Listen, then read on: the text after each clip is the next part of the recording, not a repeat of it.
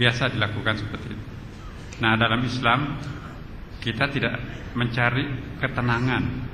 Ketenangan itu dicari, tapi bukan tujuan. Nah, ini yang saya ingin jelaskan kepada kita semua, Bapak Ibu sekalian. Apa yang membedakan antara tafakkur dengan meditasi?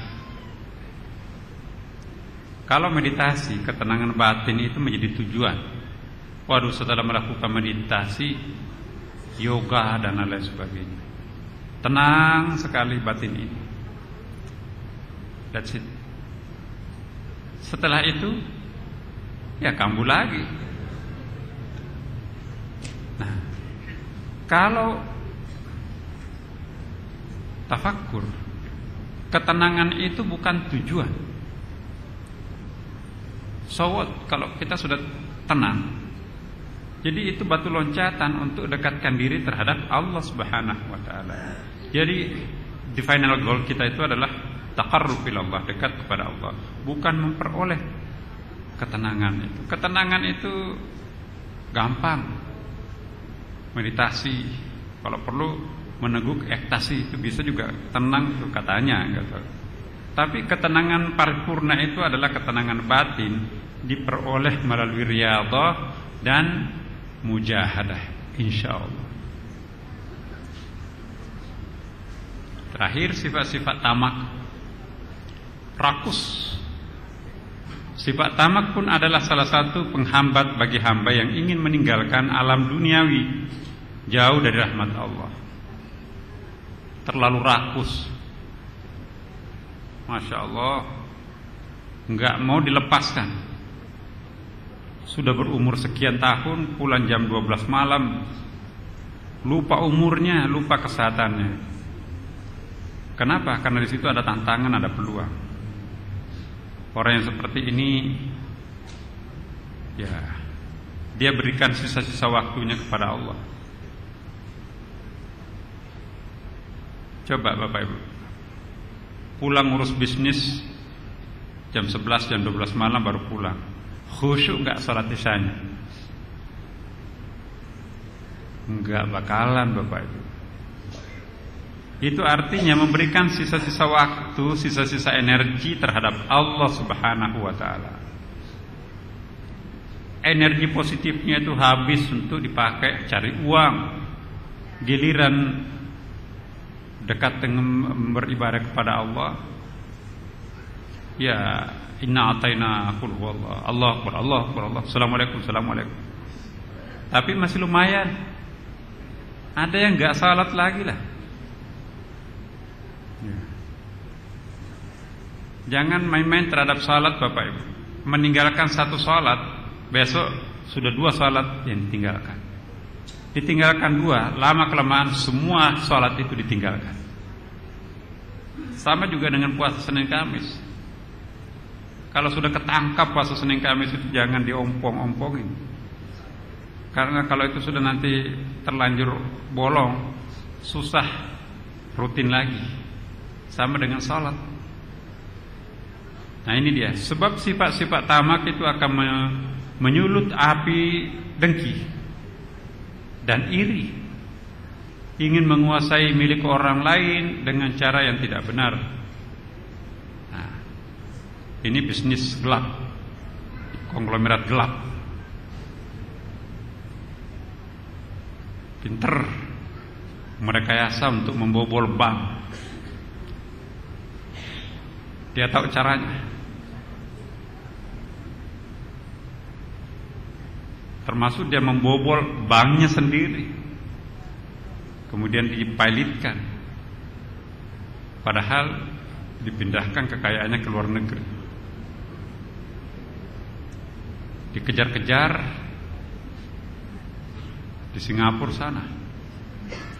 Kita tidak punya perjanjian ekstradisi. Dia enjoy di situ. 7 turunan kekayaannya. Nah, insya Allah kita tidak termasuk orang seperti ini. Bapak Ibu sekalian, sekali lagi saya ingin menutup. Mari kita mencari yang berkah.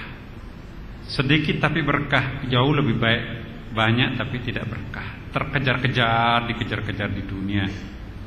Ya. Akhirat juga sama.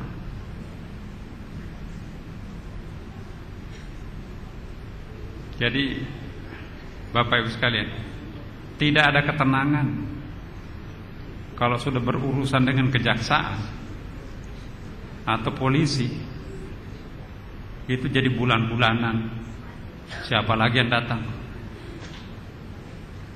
Jadi kadang-kadang harus nyiapin amplop, sehingga lebih banyak pemberian diberikan daripada yang diambil. Tidak bisa tidur. Kalau enggak tangkap, malu kan. Nah, kalau orang sudah seperti ini tidak ada berkah, Bapak Ibu. Tapi kalau orang hidup dengan karakternya, ya, karakter maksudnya, ya saya melakukan kebenaran. Kalau itu dianggap sebagai satu pelanggaran, monggo. Rabbi sijnu habbu ilayya, kata Nabi Yusuf, aku lebih senang hidup di dalam penjara daripada hidup di luar penjara yang gemerlapan seperti itu. Jadi tidak semua orang yang di penjara itu sengsara. Ya. Jangan-jangan penjara itu lebih dekat Tuhan daripada di masjid. Tanpa keluarga di situ, terisolasi, tidak ada lagi tempat mengadu kecuali Allah Subhanahu Wa Taala. Saya sering keluar masuk penjara, memberikan pembimbingan Bapak Ibu sekalian. Iya. Saya melihat teman-teman kita di situ kalau sholat itu nangis-nangis. Ya. Jadi jangan memandang enteng, jangan memvonis bahwa orang yang masuk di penjara itu, narapidana itu negatif. Pertama, belum tentu dia salah. Menurut keyakinannya mungkin dia tidak salah dan dia didukung oleh peraturan perundang-undangan misalnya, tapi peraturan lain yang dipakai untuk membidiknya ke alat pengacaranya kayaknya masuk di situ. Orang yang seperti ini hati-hati. Jadi kadang-kadang orang menikmati penjara itu lebih nikmat ketimbang di luar penjara. Tapi kalau bisa janganlah. Banyak tempat nikmat yang lain di luar penjara. Datang ke Sunda Kelapa itu nikmat, ya kan. Kalau masuk di Sunda Kelapa ini lupa semua. Mobil hilang lupa. Masya Allah, nikmat sekali Bapak Ibu. Nikmat sekali. Ya. Alhamdulillah, untungnya hanya mobil daripada nyawa. Nyawa tidak bisa diganti, mobil insya Allah bisa diganti. Bawaannya seperti itu. Ya. Demikian Bapak Ibu sekalian, kita lanjut pada minggu akan datang insya Allah tentang asal semua maksiat dan asal semua ketaatan. Semoga Allah memberkati perjalanan spiritual kita, makin hari lebih dekat kepada Allah Subhanahu Wa Taala. Kita baca surah Al-Fatihah agar Allah memberkati pengetahuan ilmu yang kita peroleh. Al-Fatihah. Bismillahirrahmanirrahim.